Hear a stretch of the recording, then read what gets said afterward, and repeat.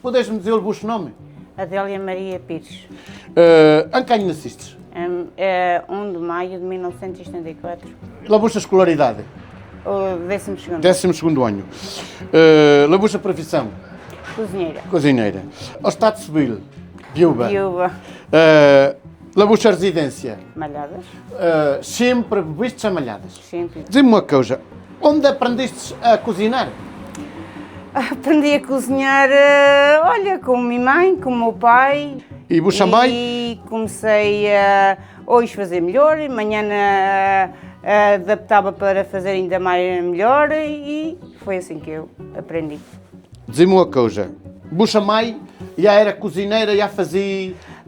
Minha mãe cozinhava para casa. Só nós. para casa? Sim. Pronto. E vós, com que idade empezaste a cozinhar e a cozinhar para outros? Eu, aos 14 anos, fui trabalhar para Miranda, num restaurante, mas naquela altura não fui para a cozinha, fui para a sala e depois vim para este café, comprei-lhe café e comecei eu a cozinhar. Portanto, neste café-restaurante, não é? Café-restaurante. Diz-me uma coisa, canhono, aqui em Malhadas? Canhono faz-se mais na altura de La Páscoa. Mais na altura da Páscoa. Sim. E como é tradição fazer o canhono aqui? Aqui o canhono tanto se faz encaldeirada, com batatas, como se faz assado. Assado.